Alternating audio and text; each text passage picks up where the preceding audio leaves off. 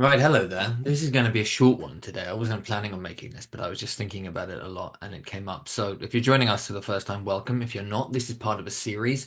You can go back and watch the rest of the series where we're thinking about accelerationist philosophy and art and contemporary events, particularly around this Amelia meme that's popped up in the British political scene. So the title of today is Ghostmodernism and Gothic Nationalism. We're going to be thinking about these two things together. So we'll start actually with the latter, with Gothic nationalism. Now, you may have seen the Amelia meme that's popped up over the last week. Basically, this young goth girl who's tied up with the British nationalist cause, the resistance against both the Global Homo project, but also the replacement of native British people with endless waves of mass migration that's constantly sold as being the only progressive humanist option possible, and so on and so on.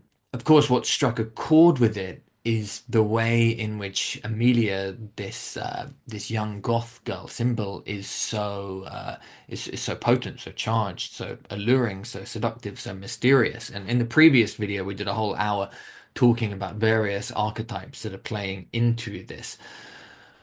What's interesting that I just want to talk about today is the way in which the goth scene has suddenly exploded, and it seems like actually lots of people were feeling this way. For some reason, goth had somehow become coded as woke, kind of overlapping with the queer subcultures. And analysis, which we'll get to in a second, is that basically it seemed like a few very, very loud personalities basically dominated the scene and took over. And so, I saw it in the clubs in London that I like to go to, Electro Works, for example.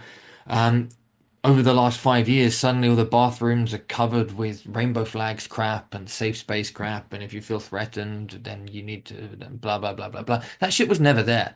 That shit was only invented in the last 5 to 10 years, a shitty import from America. But it was just so arrogant. It was like people had never ever figured out how to do nightclubs before. Like people haven't been going to nightclubs and having interesting artistic events for tens, hundreds, thousands of years. No, it was just the smart, young, fucking posh kids out of art school who wanted to dye their hair and decided, oh, look, we're going to make everything safe and sanitary. And it seems like there's a real backlash against this now in the scene. So someone who's just come across my timeline is this guy Jake Munro, who calls himself Goth Daddy on Twitter, and he's I mean it's hilarious. It's basically this based goth guy. Look, this video here on the left. Never underestimate the leftist female ego. He's basically lining up directly at the biggest blind spot of our contemporary culture, which is the female shadow. It's not the male shadow. It's not toxic masculinity. It's none of that. It's the malicious, manipulative woman, the Dolores Umbridge that J.K. Rowling put into Harry Potter. Never underestimate the way that women manipulate social situations. And this is a goth guy. And over here he's endorsing Rupert Lowe, the serious nationalist candidate in Britain at the moment, not the Nigel Farage Reform UK. So he's got the full gothic outfit and makeup. He looks fantastic. He's very, very charismatic. And this guy is not a nobody, right? Look here, he's got 500,000 followers. He's going viral on X with close to 500,000 views on these latest short videos he's doing. And all of a sudden, my X feed is filled with other goth libertarians and nationalists all piping up. And you go digging down into the forums that people are in and say, oh my God, there's a whole thing here. People in these alternative subcultures are absolutely fucking fed up with the far left consensus that's actually ruled and dominated mass culture and the underground scenes. There's a real turnaround happening. So that's our Gothic nationalism that we've mentioned. Now, in this series, we've also been looking at Mark Fisher and his writings on art. You can go back and watch the other videos, particularly on how we're looking at on arguing that actually Mark Fisher degraded quite rapidly in his career. His first work was his best. His later stuff, his socialist work, actually represents a degradation of what he was about, what he was thinking about, what he was writing about, in my opinion. But he writes a good book on music and pop culture and art, and it's one of the great books on post-punk, I think, called Ghosts of My Life. And already in this is decadent Mark Fisher, but you can start to, I think, unpick a bit of where sort of the two sides to Mark Fisher. So essentially, his writings on depression, hauntology, and lost futures, he argues that late 20th century pop culture is haunted by the ghost of a better, more socialist, more communist, more progressive, more humanist world that never quite materialized. And he thinks that the fact that we keep rehashing old styles in the 2000s and the 2010s and now the 2020s, he died in 2017, so he wasn't writing today, the fact that we keep rehashing these styles comes from this nostalgia that we're longing for the promise that was in that art, that culture that never materialized. And he was very, very depressed by the end, hence lost futures. There's something latent in that. But I think, in a sense, his writing was even more prophetic about this age of AI, which is just endless replication of images, or almost endless replication of images. And that's what's fascinating about Amelia, because basically the thing with AI slop, I'm sure you've all got people ring up and say, look at this thing I drew, look at this song I wrote, and they're all crap. And they all just sound like stuff from the 20th century or look like stuff that's already been made up. It's very, very unimpressive what AI is capable of in the most part. I really think so. And I think people are waking up to this. Um, in my professional life, we've just had a situation this week where people were supposed to be making images using AI to save money and time. They wasted a whole fucking month on it, and the images are crap. They're okay, but there's a great word that someone wrote an essay about 10 years ago talking about hipster cafe culture, calling it premium mediocrity.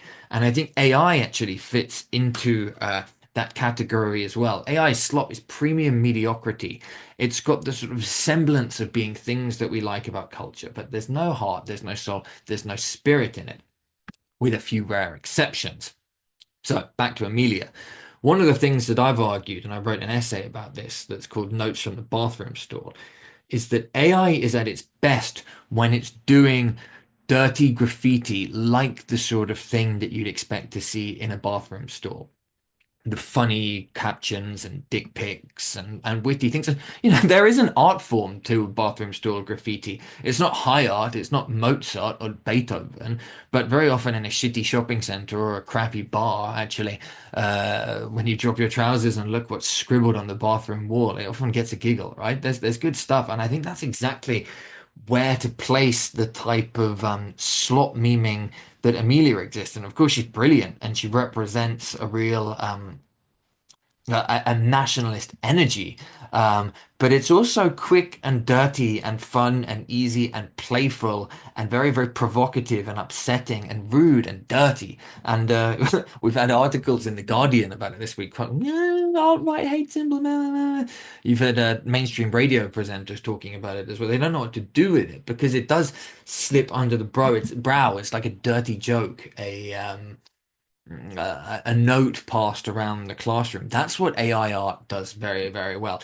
The moment it pretends to be something glamorous and gothic, like I said, like something like a Mozart or a Beethoven or like soul music or metal music, like anything that's had heart and devotion and life experience, the blood of the artist, the Jean Cocteau or like Ernest Hemingway talk about bleeding onto paper. Of course, AI doesn't have that. It's just a glorified autocorrect machine. And that's what people who work in AI, who actually professors it, have said to me.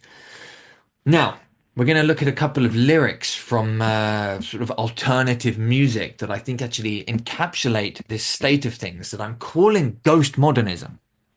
Ghostmodernism being because, okay, postmodernism, everyone's familiar with the term. Postmodernism is the idea there's no grand narratives, there's no truth. Everything is skeptical, skepticizing what is a text? Is there anything outside of the text? Is there any meaning anymore? Ghost modernism, I think, represents rather than being in this hysterical questioning, we're in this painful nostalgia, or certainly pop culture is endlessly recycling and rehashing and revamping and trying to bring back in, well, as we've just spoken about in AIs, but also in adverts. I mean, what do advert music do very, very well? They basically do shitty stock versions of popular tunes. You know, you take a nice song and then you do a piano version and sell a high-end die with it or whatever. Nostalgia porn, basically. That's where we're at. Capitalism jacking into cheap nostalgia hits in order to sell products.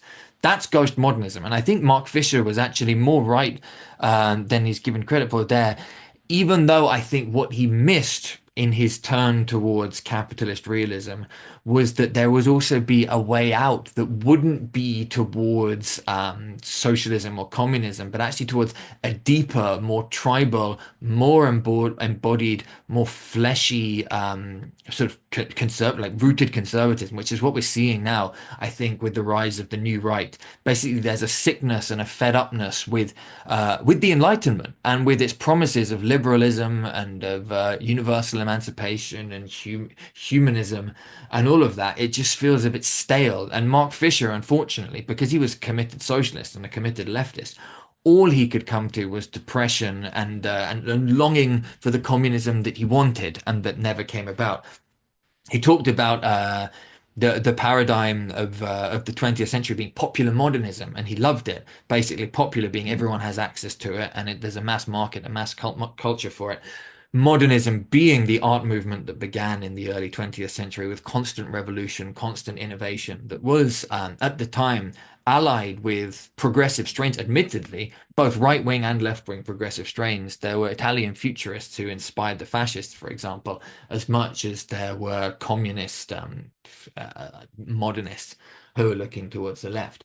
Uh, anyway, so looking at some lyrics. Here's some lyrics from Green Day's American Idiot, the song Jesus of Suburbia. Of course, you can see the colors here. They fit with what we're looking at very, very nicely.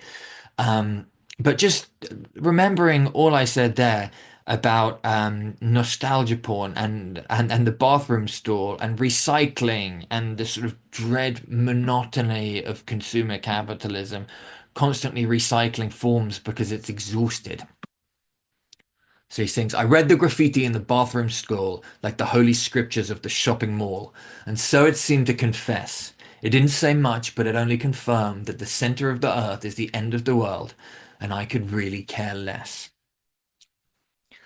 This conflation of holiness and scriptures and shopping and graffitis, both the highest and the lowest, and ultimately just the vapidness of it all, the senselessness of it all, just apathy, life in the suburbs, Jesus of suburbia, right? It's just bland, it's stale, and you can keep trying to sort of flog life out of a dead horse, and it's just exhausting. And this was a prophecy from the 2000s. I think it was 2002 this came out. Maybe I'm probably getting that a bit wrong, but I think these lyrics, you could just as well talk to them about e-commerce and online shopping and shitty AI powered adverts, reading the graffiti of fucking Instagram adverts and endless scrolling and promising and everybody hyping about AI is going to do this and AI is going to do that. And no, AI is good for making dirty, subversive political content, not when it's just doing limp consumerism. Fuck off. And of course, the song goes on. City of the dead at the end of another lost highway, signs misleading to nowhere. City of the damned. Lost children with dirty faces today. No one really seems to care. And that's a recurring theme throughout the song. And I think the album is just this apathy. One of the main characters, Jesus of Suburbia. No, it's not Jesus, but Saint Jimmy just blows his brains out because, and in the album, that's just what happens. Just sort of exhaustion, boredness. And then finally, we'll go to this lyric as well, which is a more contemporary lyric from the Gothic pop singer Ethel Cain, who's more contemporary. You can see the some of the artwork there. I was at this concert. It was pretty astounding. Although also one of the things that's bizarre was people were fainting everywhere. I think I'm going to do a video about this in future because there's definitely something fascinating and creepy happening in this scene. But speaking about Gothic nationalism and the revival of the right wing and conservatism and fatigue with the promises of the Enlightenment and modernity and humanism and all of this lyric, which starts the album Preacher's Daughter, which I think is, for me, certainly the best album of the last 20 years. These crosses all over my body remind me of who I used to be. And Christ forgive these bones I'm hiding from no one successfully. Jesus can always reject his father, but he cannot escape his mother's blood. He'll scream and try to wash it off his fingers, but he'll never escape what he's made up of. And I think this really taps into where we're at. There has been a utopian attempt to forget the past, forget where we come from, forget roots, forget country, forget ancestry, forget blood, forget tradition, forget all of that.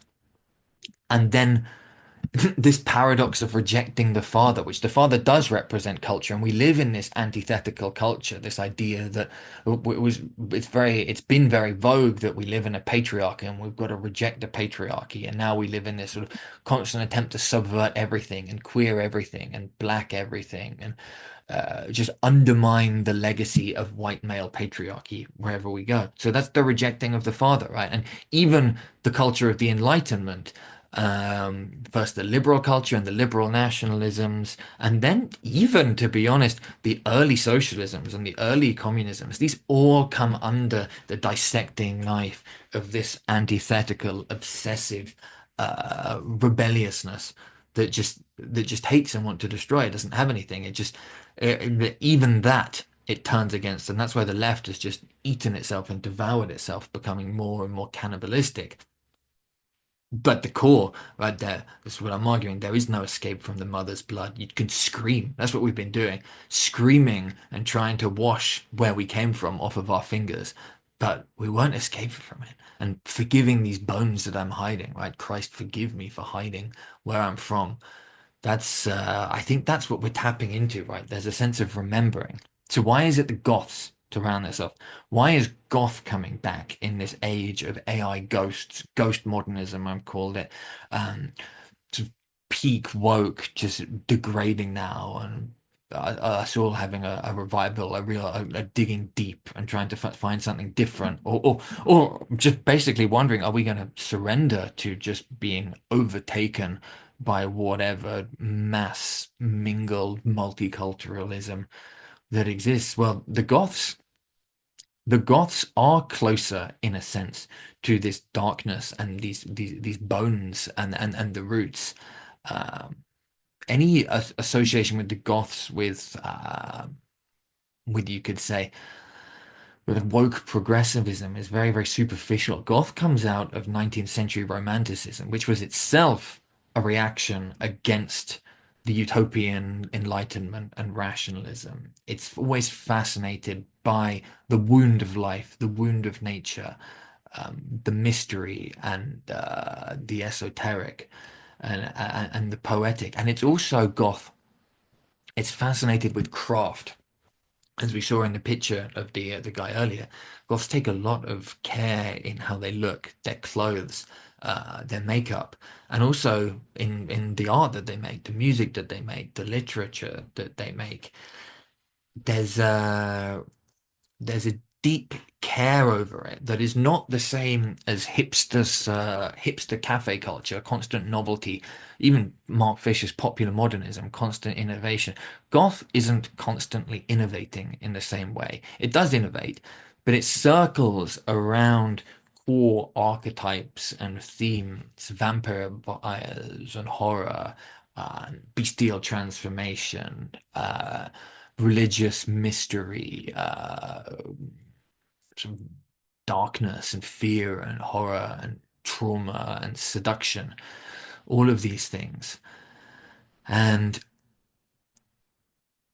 the present is, I think, demanding that we look deeper at that, not from a cozy, fluffy, healing hug, hold hands and mend and forgive and save space and come together, but no, actually gaze into the abyss of ourselves and of history, and stop trying to pretend that we can just wash it off of our fingers.